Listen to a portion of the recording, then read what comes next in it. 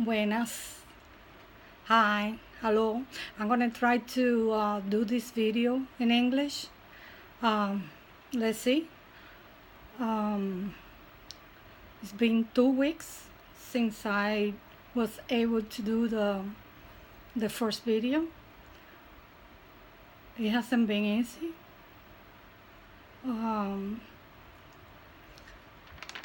You see, I want to explain a lot, but it's gonna have to be little by little. One thing I want everybody to know, if you don't see me here at least every week, talking or in Periscope or in Facebook, is because I've been tortured with the sleep deprivation.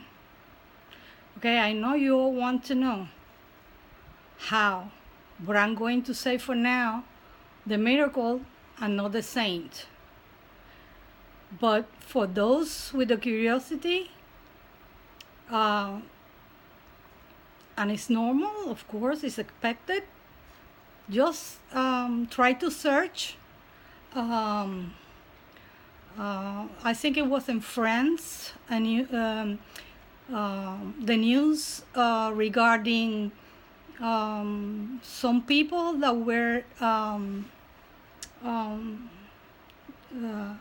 there were famous people that were visiting France.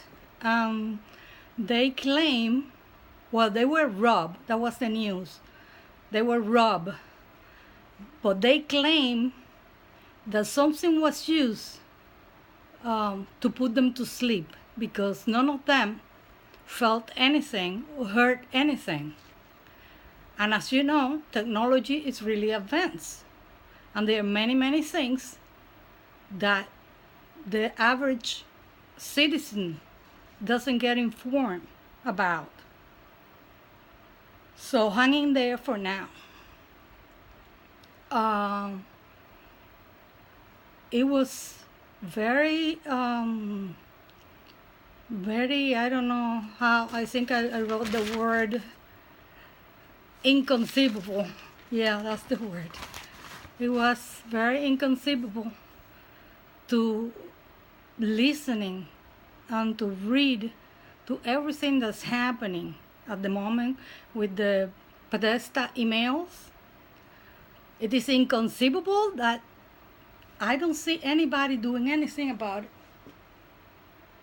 I don't see it. I don't see the media being enraged, being surprised even. Nothing. So, as you can see, it's a terrible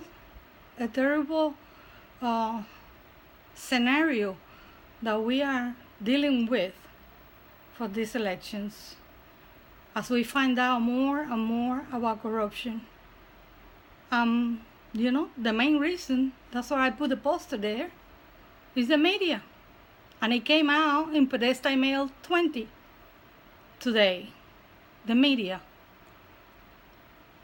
You can see and you can read how many journalists are badgered, are harassed, are called mentally sick.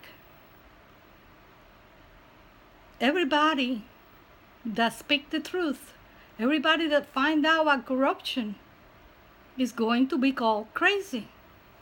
Fortunately, for everyone. Now we know what really is happening. I mean, even if we knew before, we couldn't speak of, because they would say, oh, you're crazy. But now we can really speak about how dishonest the media has been, and it's appalling. And it's very sad, because I don't see them sticking out for their colleagues. I don't see them today. I mean, let me tell you, I don't know if it was my internet, which is totally blocked. I mean, you can see the people that, the numbers go a little bit up, little bit down, just to look like it's not blocked. But you know that it's blocked because there's no engagement. There is nothing. So I'm really blocked from the outside world. And 2 weeks have passed. I have no contact with anyone. And I have, like I told you last time, I contacted the media. Nothing. It doesn't happen. Why? Because everybody is controlled and manipulated. And that's terrible. And unfortunately also, it's for gain sometimes. Other times are fear. Other times are, I don't know what to call it, indifference. But journalists are not told to conceal the truth. Okay? And their job is to investigate. To investigate and expose things that are wrong in communities, that are wrong for humanity. They can save lives. They could have done so much for me. Like the New York Times. I spoke to the New York Times on the phone. They know, because they at the time they were doing a lot of reports here in Miami because of the 2014 elections. So they knew everything that was going on. But you see, they remain quiet. The same as the local media. Let me tell you, I know that there's wonderful, wonderful journalists. But if you're going to choose that career, and then you're not going to help your colleagues, you're just going to benefit on the suffering of the people. I don't know. But that's not having convictions. That's not having values. And in the long run, it's going to happen to you. You know why? Because remember, nobody is untouchable. Today you're useful. Tomorrow you're not. Somebody else is. That's why when something is wrong, we have to speak up. Because the first thing is to accept that it's a problem. Then we find a solution together. We find solution with values, with ideals, with honesty. But not by keeping silence. Well, another thing that I wanted to say, let me see. I wanted to talk about the root of the problem, because the last thing I did was I went to the climate march on the 23rd, on Sunday.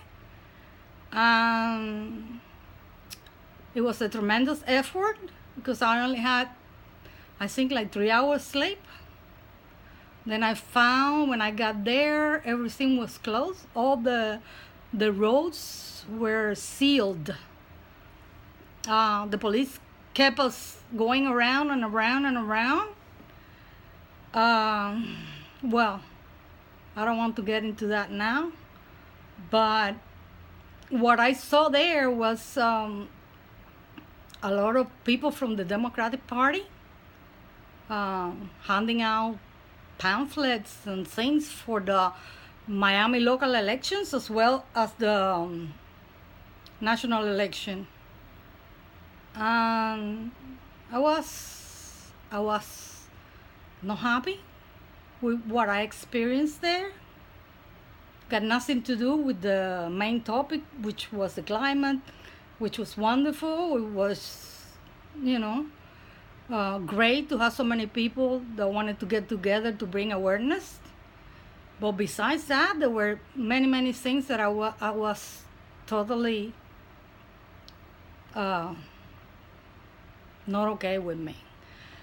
But we're gonna leave it there. But I just wanted to mention that it was very hard for me to be there, because you see, every time that I sit here, or every time that I walk or try to reach somebody, it gets harder, very much harder for me